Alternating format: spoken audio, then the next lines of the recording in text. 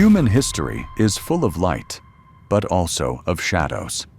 Among those shadows, there is a hatred that has been kept alive for more than 2 millennia: anti-Semitism.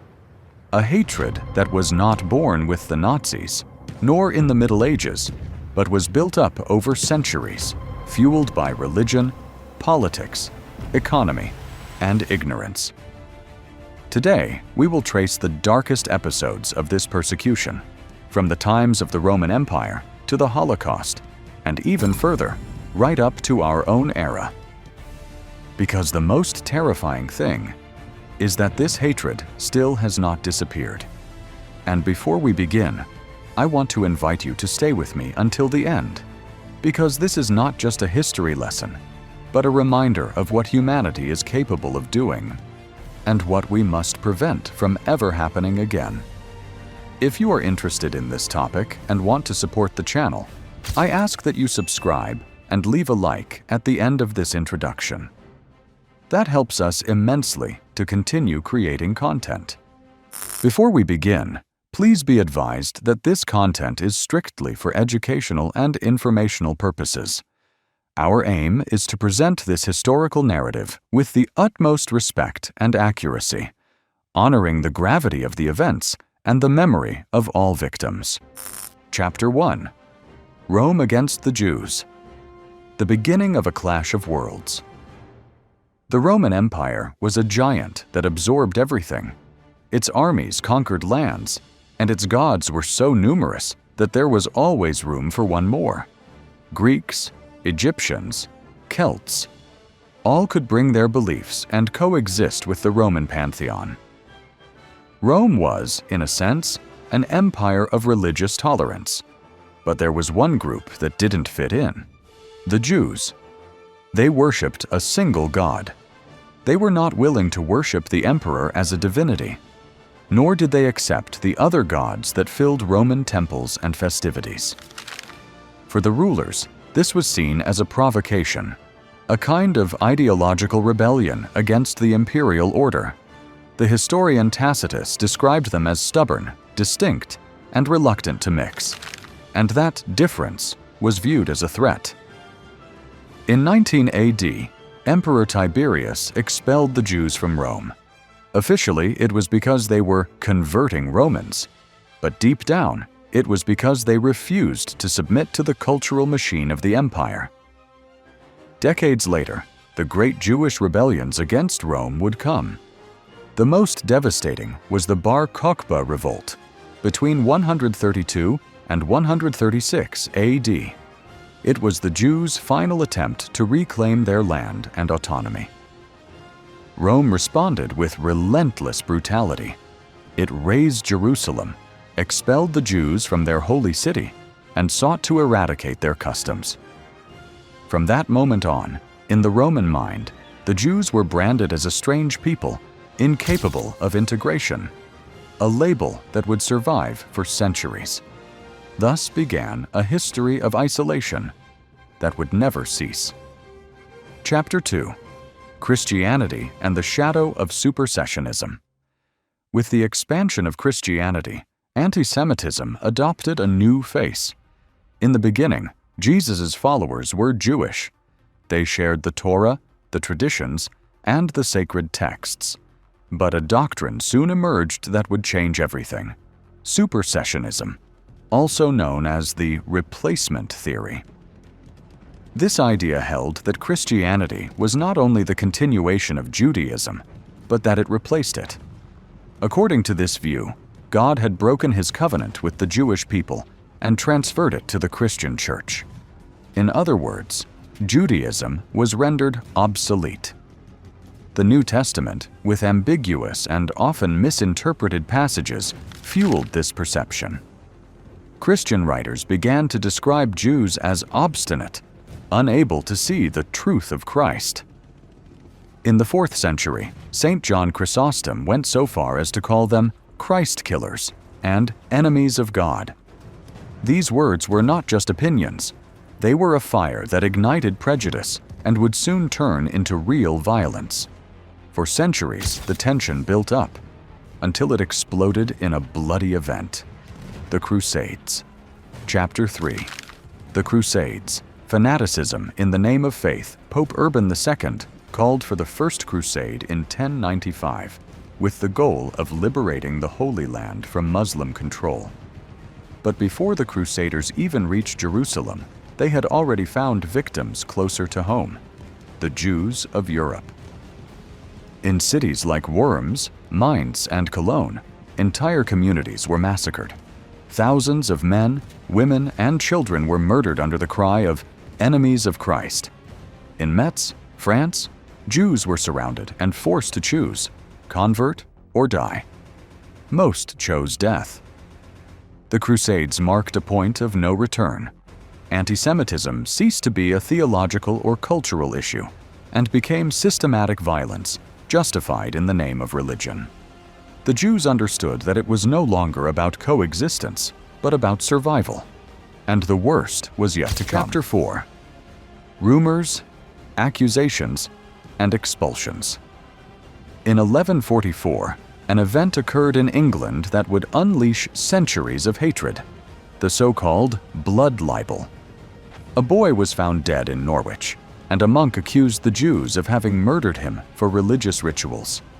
There was no evidence, but the story spread like wildfire. From that moment on, every time a child disappeared, the Jews were targeted. They were accused of drinking Christian blood, a grotesque myth that persisted for centuries and justified looting, torture, and massacres. Anti-Semitism was also codified into law. The Fourth Lateran Council, in 1215, forced Jews to wear distinctive clothing to mark them publicly. They could not marry Christians or even share a table. In the Middle Ages, moreover, the Church prohibited Christians from charging interest on loans. Who filled that vacuum? The Jews. They became moneylenders because they had no other option. They could not own land or enter the guilds. But that very activity fueled stereotypes: greedy, avaricious, usurers. A cruel paradox. They were pushed into a profession and then hated for practicing it. Medieval artistic representations caricatured them as demons, as pigs, as symbols of evil. The hatred was no longer only in sermons, but on the walls of churches and in public squares. And when the Black Death swept across Europe in the 14th century, killing millions, someone had to be blamed. Rumors claimed the Jews poisoned the wells. The result was a wave of brutal violence. In Strasbourg, 900 Jews were burned alive in a single day. In Basel, the entire community was exterminated. In many cities, Jews died not from the plague, but from the hatred of their neighbors. Chapter 5. From Religious Prejudice to Racial Pseudoscience.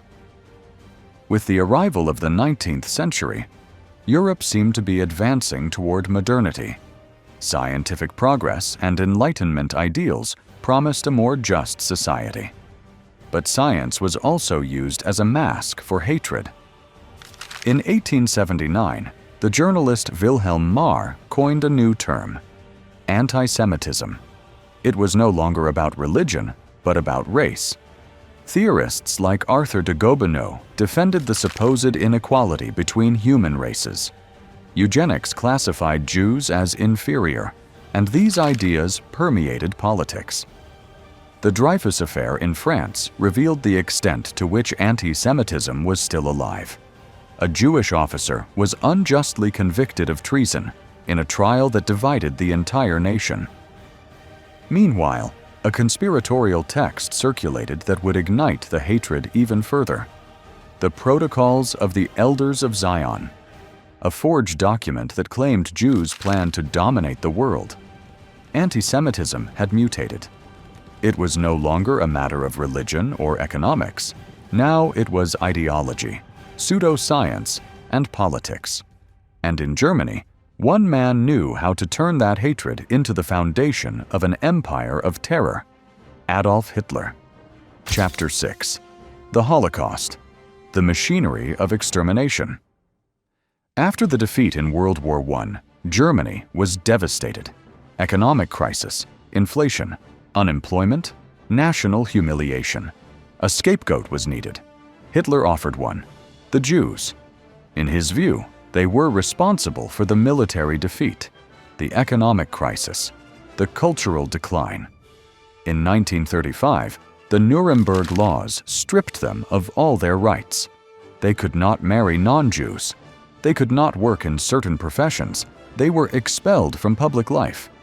With World War II, Nazi anti-Semitism reached its climax: ghettos, deportations, forced labor.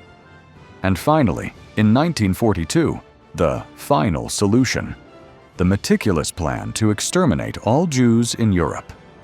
Camps like Auschwitz became factories of death. Gas chambers, crematoria, inhumane medical experiments. In a few years, 6 million Jews were murdered, 2/3 of the Jewish population of Europe. The most chilling fact is that it was not only the fanatic Nazis. Ordinary people participated in the deportations: neighbors who denounced neighbors, train drivers who took entire families to the camps. A machine that worked because thousands chose to look the other way, or to collaborate.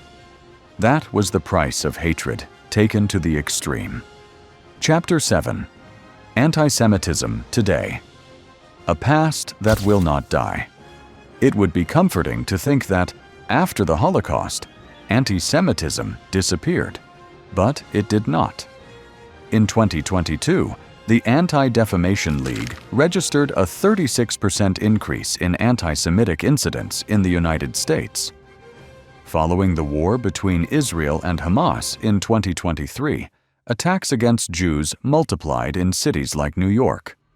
Anti-Semitism did not disappear. It changed form.